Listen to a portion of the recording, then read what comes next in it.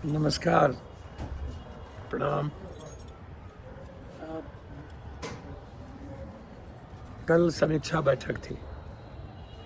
हम सबके देश के संघर्षशील, ना थकने वाले, ना डरने वाले, ना झुकने वाले, अनवरत गणतंत्र, लोकतंत्र और संविधान की रक्षा के लिए संकल्पित राहुल गांधी जी, देश के सबसे बड़े विभाग,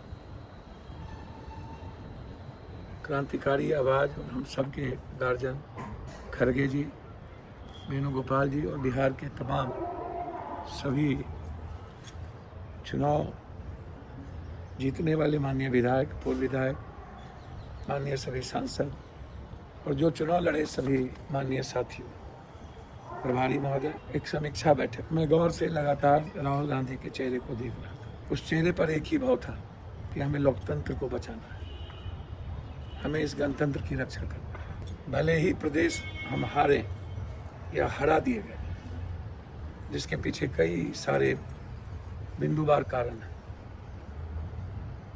एक कारण नहीं है। पूरी समीक्षा हुई, सभी बिंदु पर चर्चा हुई, अलग अलग साथियों ने अपनी राय दी। राय में बिल्कुल गंभीरता से आई कि चुनाव को मैनिपुलेट किया गया। जिनको खुद विश्वास नहीं था 130, 140, 160, वो 206 जीत गए।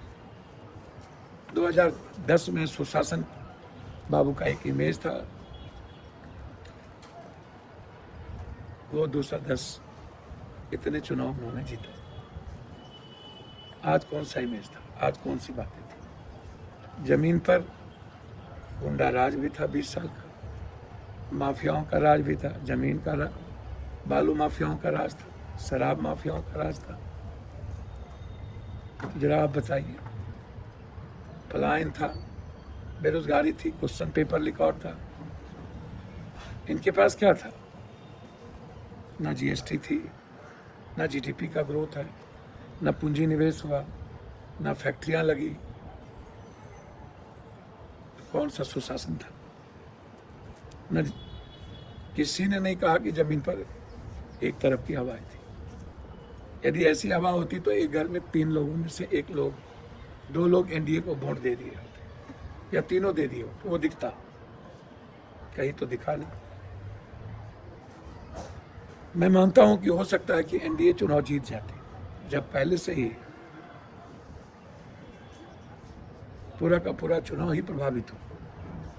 चुनाव कब कराना है, कितने नाम छांटने हैं, कितने नाम जोड़ने हैं, किसका नाम किस पंचायत में भेज देना है, किन्हीं को पता ना चले, अलग भी कर दिएगा, जानकारी भी ना हो, छांट भी दिए। लोग वोट गिराने गए तो पता चला मेरा नाम ही नहीं है, वोट गिराने गए तो पता चला किसी ने वोट मेरी गिरा ली, वोट गिराने पता चला कि इस बूथ पर तो नाम नहीं, कहीं और बूथ पे है। तो अजीब सीक्वेंस पता चला। और आपने देखा होगा कि किस तरीके से बीजेपी के वर्कर 3-3, 4-4, 5-5 जगह वोट डाल रहे हैं, कभी उस स्टेट में, कभी उस स्टेट में।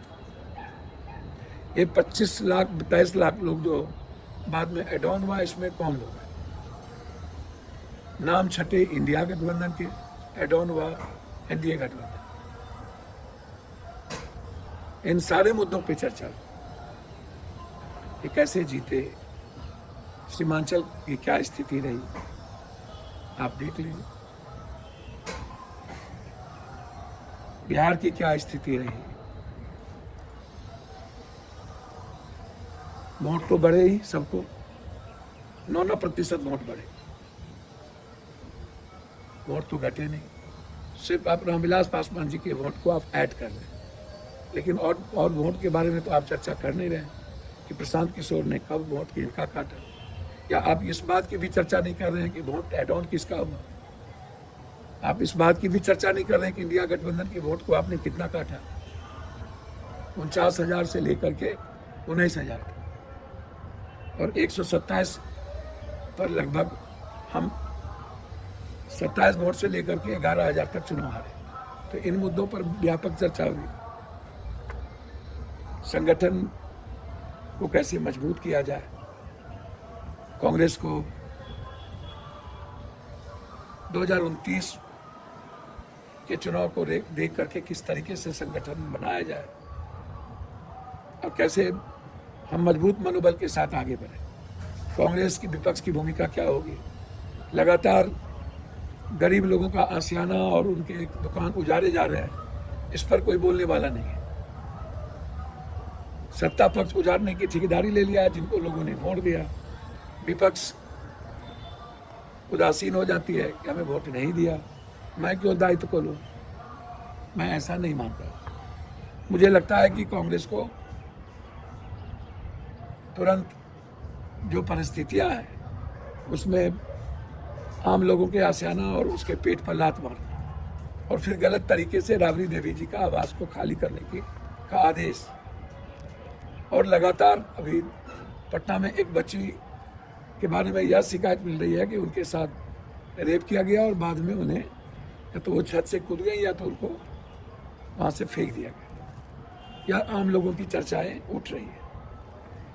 लगातार हत्या का दौर चारों तरफ से चल रहा है, तो इस पर हम चर्चा नहीं कर रहे हैं। इसलिए कल जो बातें हुई, मैं यह कह सकता हूँ कि राहुल गांधी जी एक मजबूत विश्वास और उम्मीद और सपनों के साथ हमारी पार्टी आगे बढ़ने को तैयार है।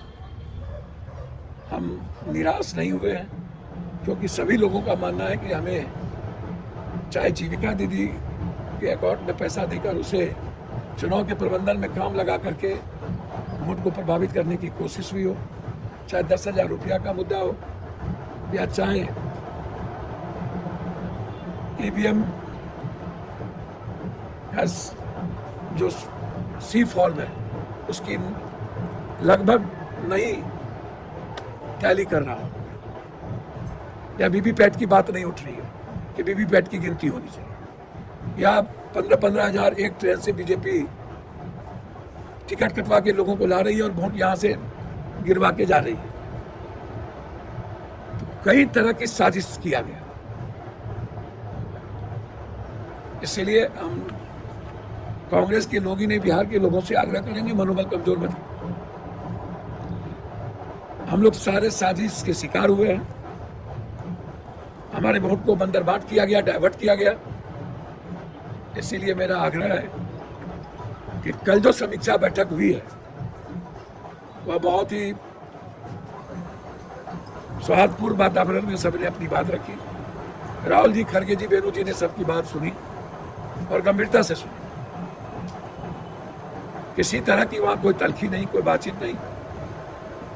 अब एक जगह लोग कहीं बैठे हुए हों, वहां कोई नेता ना हो और आपस में चुनाव के मुद्दों को लेकर के कुछ बातें, चर्चाएं हो रही हो, उसको जिस तरीके से बढ़ा चढ़ा करके अखबार के लोगों ने, टीवी के लोगों ने चलाया, वो बिल्कुल गलत है। कांग्रेस पार्टी कभी अनुशासन से समझौता नहीं करती और कांग्रेस विचलित नहीं होती। कांग्रेस इस संकल्प के साथ आगे बढ़ रही है कि पूरा देश हार जाए लेकिन 2029 हम चुनाव जीतेंगे। हम बंगाल जीतेंगे, आसाम जीतेंगे, तमिलनाडु जीतेंगे, केरल जीतेंगे, हम यूपी भी जीतेंगे और देश भी जीतेंगे। इसलिए कांग्रेस नेतृत्व पर किसी भी तरह का न तो कोई मनोवैज्ञानिक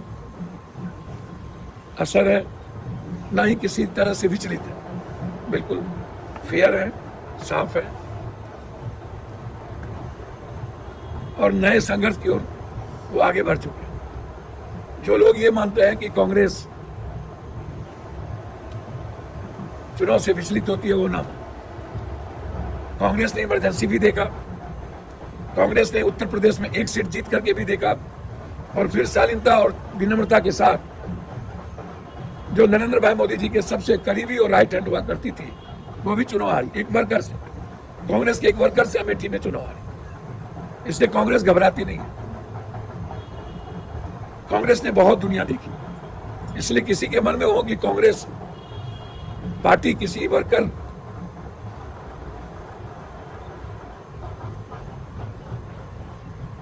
को विचलित नहीं होने देगी और सम्मान में भी कमी नहीं रखेगी। लेकिन कांग्रेस अनुशासन के बगैर नहीं चल सकती।